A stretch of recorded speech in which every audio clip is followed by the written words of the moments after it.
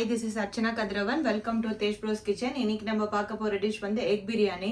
Egg பிரியாணிக்கு தேவையான ingredients என்னன்னு பார்த்தலாம். இப்போ இன்கிரிடியன்ட்ஸ் பார்த்தலாம். எக் வந்து 4 வேக வச்சிருக்கேன்.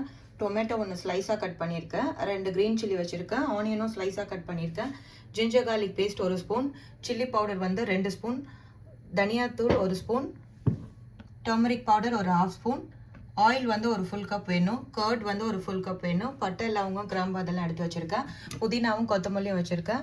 பாஸ்மதி ரைஸ் வந்து ஒரு 20 மினிட்ஸ் சோக் பண்ணி வச்சுருக்கேன். இதுக்கு வந்து நான் 3 டம்ளர் போட்டிருக்கேன் பாஸ்மதி ரைஸ்.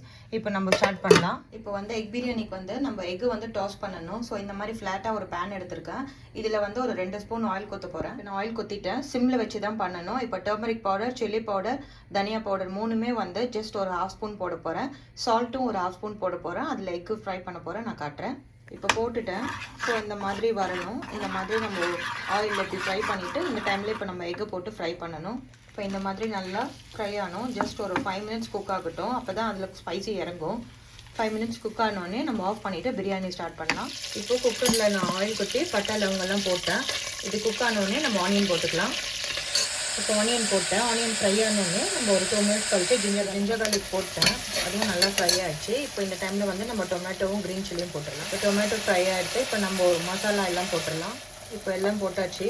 ஒரு 2 மினிட்ஸ் திருப்பி குக் ஆகட்டும். அதுக்கப்புறம் நம்ம தயிர் குத்திக்கலாம்.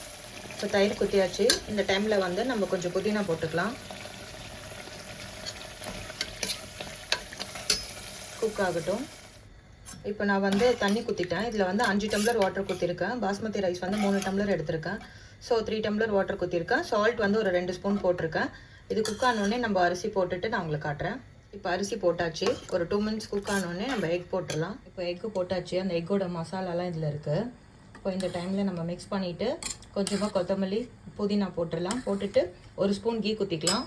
இப்போ எல்லாமே போட்டாச்சு. கீ போட்டாச்சு, எக் போட்டாச்சு, புதினா கொத்தமல்லி எல்லாம் போட்டாச்சு. நல்லா ஒரு மிக்ஸ் பண்ணிவிட்டு ஒரு 2 மினிட்ஸில் நம்ம க்ளோஸ் பண்ணிடலாம்.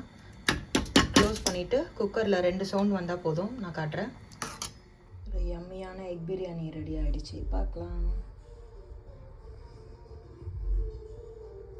நீங்களும் உங்கள் வீட்டில் எக் பிரியாணி ட்ரை பண்ணுங்கள். சேனலை லைக் பண்ணுங்கள், ஷேர் பண்ணுங்கள், சப்ஸ்கிரைப் பண்ணுங்கள். Thank you so much.